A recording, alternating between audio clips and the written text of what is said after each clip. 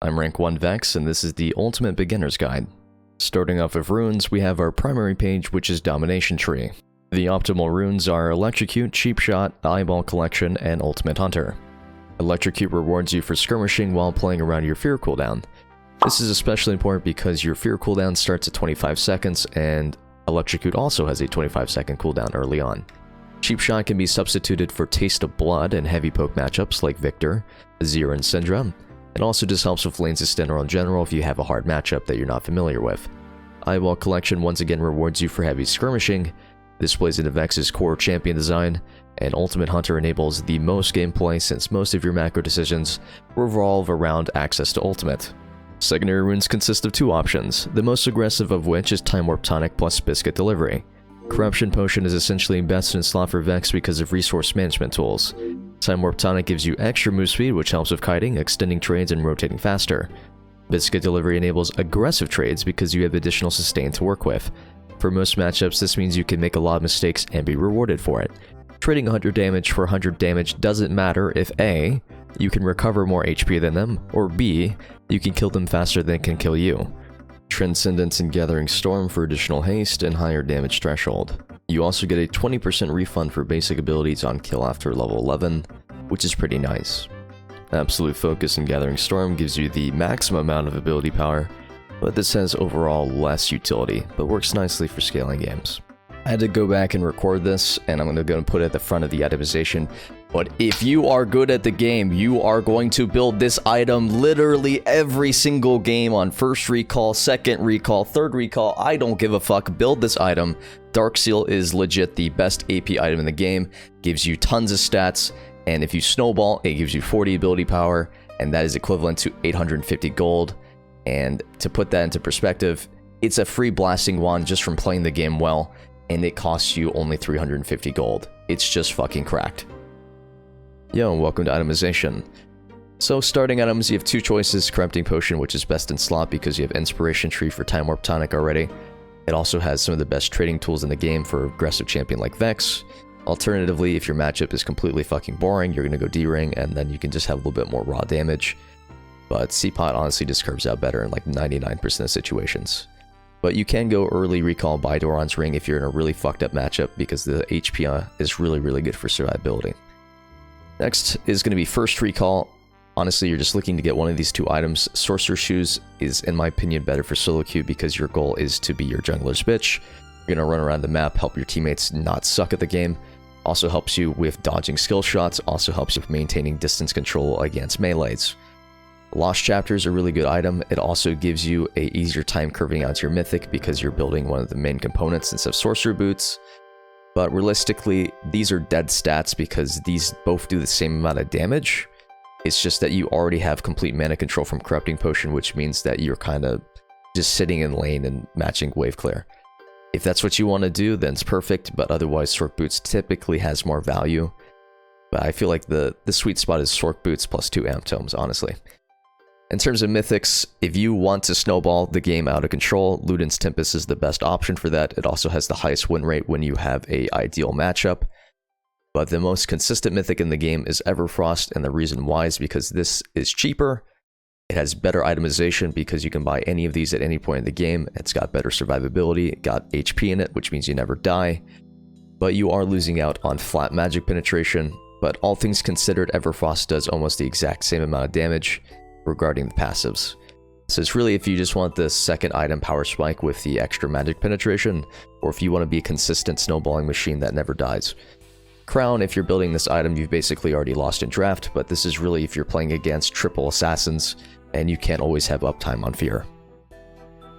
Oh my god, Leandri's, honestly, if you're forced to build this item, you're forced to build this item if you're against like triple to quadruple tanks. I typically, I don't ever build this item because I just don't pick Vex in games where there's multiple tanks. But sometimes if you first pick this champion, you might be forced to do this. Second item, honestly, Shadowflame is best in slot second item. It is better than Horizon Focus in every way. If you're building Horizon Focus, you're stuck in 2012. Zanya's, if you're against a really awful matchup and you cannot survive, then you're pretty much going Everfrost into Zanya's and you're waiting for your team to carry you. But sometimes this is a good second option. I just think you go Shadowflame 70% of the time. Zianni is 20% of the time if you're really absolutely omega fucked. And then Void Staff is the tank alternative if Shadowflame's out-tacked. So a good thing to keep in mind is that Shadowflame kind of gets outvalued by Void Staff at around 70 magic resist. So if the players you're playing against are itemizing magic resist as part of their core. So an easy way to describe this is, in the same way that you're doing this right now, where you're talking about what your ideal items are, Sork Boots, Everfrost, Void Staff, or whatever, the enemy team has the exact same thing going on for their champion. So if you're playing against an Aurelia, chances are they're going to be building Merc Treads 90% of the time. You're playing against a tank jungler, chances are they're going to be building Sunfire or any other tank item that's already 30 MR, 25 MR. By building 1 MR, they're already at 60 through 70. If you're playing against 2 to 3 people who are going to be itemizing magic resist as part of their core build, Void Staff shreds. It's also cheap as fuck. But Shadowflame does give you min-max potential, and if you just want to kill those 2 squishies, it's pretty good. But honestly, if you have Ludens plus Void Staff, you're already getting 24 magic pin from your boots plus Ludens combo. You get 5 from Void Staff Mythic bonus, so that puts you up to 29. And then you get 16 MPin from 40 MR targets. So it's already redundant. Like, if you wanted to build Shadowflame with Sony because they have 40 MR, you'd already be achieving the same goal of Void Staff. So if you're playing against tanks, please just build this item. But overall, Shadowflame gives you a lot more AP, and it does give you a little bit more min-max in a lot of situations. Situational items, if you're getting absolutely ram-blasted out the ass by a Syndra or any other hardcore AP mage assassin, then Banshees, or even just building the Verdant Barrier part of this, can save you a lot. Underrated tech is you can legit just build Null Mantle, build it into nothing, and then sell it later in the game. 25 magic resist is broken. 25 MR completely counters the 24 magic pin that you get from Ludens Tempest plus Sorcerer Shoes. And then if you're on 3rd item and you are super Snowball, honestly going Rabadons is super fun. But the most consistent option as your 3rd item is typically going to be Zhonya's, because you already have enough damage. You just need more survivability and feel better about throwing your ult in and going in. Because if you're afraid to initiate as an engaged champion, then you've already lost. And then finally, just replacing any of these items with stuff you've already not gotten. If you're playing against teams with lots of healing, and your team sucks, they're not going to build anti-heal, so might as well grab an Oblivion Orb. Don't finish this item, just finish everything else, and this will be like your 6th item. Hey guys, and welcome to the ability overview. This is still relevant even if you are an experienced Vex player, because a lot of problems that we have is we don't read things thoroughly. So to start off, our passive is Doom and Gloom. Every 22 seconds, Vex becomes afflicted with Doom, causing her next ability to interrupt dashes and fear enemies for 1.25 seconds. You will see a little level icon next to these 2 numbers, which means that this is a scaling effect. As you level, your fear will become lower cooldown, and will also last longer duration-wise. So as long as you understand this, that's perfect. And then our keyword here is that interrupts dashes. So you can use this to disengage. You can use this to stop people from disengaging. So saving it for when people are about to dash might be useful in some scenarios, as long as you understand how it functions. The next part of this is whenever a nearby enemy dashes or blinks, Vex marks them with Gloom for 6 seconds. This applies to pretty much every mobility dash in the game, including Flash. So if you expect someone to flash, you can get in their Doom and Gloom proc for free, and Vex's next attack against a gloomed enemy deals an additional amount of damage that scales based on level and AP ratio, but also reduces this ability cooldown by 25%. This 25% only applies to champions, but you get 25% of your cooldown towards your fear, whereas if you were to hit a minion or anything else, it will give you only 10%. So I'm going to get 20% here just by hitting both of these camps, and that gives me a big chunk out of my fear. Really, another important thing to understand here is that enemies feared by this ability move slowly the farther they are from Vex. So this is pretty neat, because if you're max range comboing somebody, it makes it easier to stay at range. But overall, this is really the bread and butter of Vex, and something that you have to be playing around. I'm going to be moving on to Mistral Bolt now. This skill is the first skill that you max on Vex. After delay, the wave becomes smaller and faster. So you see here that the radius on the skill is very significantly chunkier at the start of it, and then it will become faster but also smaller. So using this ability, you can use this at close range and pretty much hit anything, whereas it will become more linear as it travels. This is why this is why start E. There's a very big difference between hitting somebody with a very small hitbox at the very end and hitting somebody with a very large circular AoE at the beginning. But this will consume gloom on enemies hit, which means you can use this to proc your doom and gloom effects and give you more fear cooldown, or just apply the additional bonus damage without having to go into auto range. An important thing to note here is that the cooldown goes by a lot. When you put points in this, the damage goes up by a lot, has a 60% AP ratio, overall great skill. Really great for wave clear, has a 45 mana cost at level 1. Next up here is Personal Space. This skill is unique because the damage ratio on this is absolutely garbage. It is a 30% AP ratio, but you make up for it by the fact that your shield portion of this has an 80% ratio.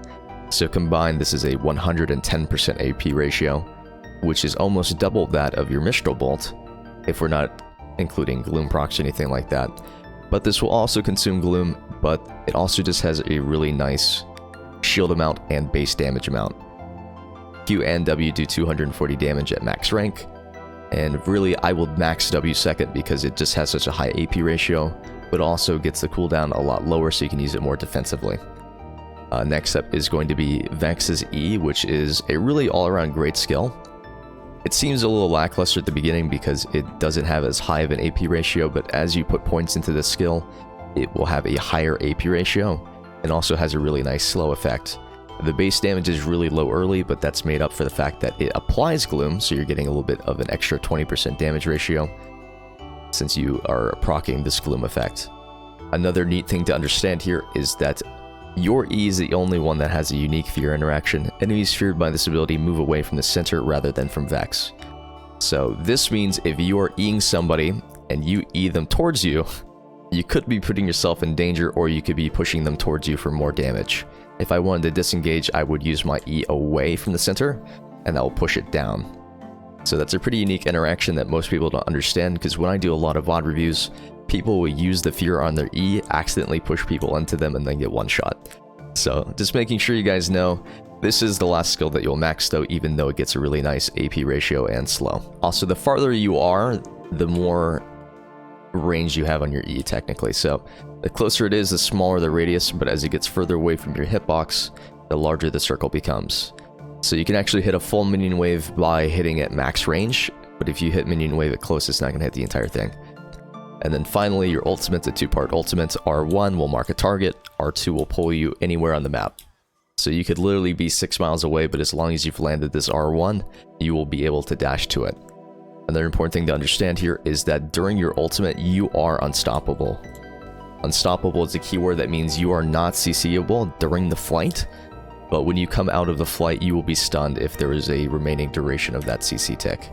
But most of the damage is on the second half here. You'll see 20% AP ratio on R1, 50% AP ratio on R2. Combined, that's a 70%, which is pretty good, but you really will just want to make sure you're landing the R2 portion for the extra damage since it has a higher base ratio, and then it also confirms that you'll be able to get close enough to use the rest of your combo. Welcome to combos. I always start E level 1 just because it has a bigger radius as opposed to Q, has a little bit easier time landing it. But your most basic trade is based around your keystone, which is electrocute. You're going to auto E auto, and that is going to proc your doom and gloom, but also your electrocute. And it's kind of helpful because if you're trading in the minion wave and you hit fear on the minions, you're also stopping that instance of damage. Once you hit level 2, you have access to E and Q. If you're in a long range matchup like a Victor or Syndra and you're afraid of going melee into them, you can just max range EQ. Once again, the farther they are from you, the bigger the slow is on your fear. If you are in a melee matchup and you want to run them down with stuff like Corrupting Potion, then you can just go and lead in with EQ and then go for auto and then walk away. If you continue the trade, you are basically going to be taking more damage back, but you can basically life sustain that back and then just end up killing them. But disengaging when you've gotten like free damage is always really, really nice. Next up, if you're into a really hardcore melee matchup like Yassuo or anything else, just go melee range, auto them to death. If they ever try to play aggressively, you just pop the W and then you EQ off of it, and then walk away. Once again, you can continue the trade, you just have to be careful because you have no lower cooldowns or fears available. And then finally, we have our ultimate combo, which is so simple. It's R1, and then when your fear's up, you just R2, W, EQ. Now, during this, you can actually add in multiple autos if you want. So you do R1, you W, auto attack, EQ, and then auto again, and then walk away. And of course, that's not including Ignite. Another notable thing is that you can actually cast your QR at the same time, and it'll kind of hide the skill animation. Nice. But it's pretty neat if you can pull it off. Another cool thing you can do is you can flash mid-flight, so if you R1, and then you can flash reposition from your flight.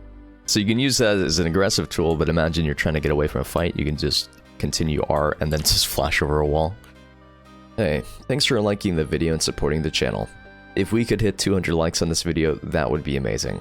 I stream daily at twitch.tv/Zianni if you're interested. Hope to see you there if you have any questions. Thanks again.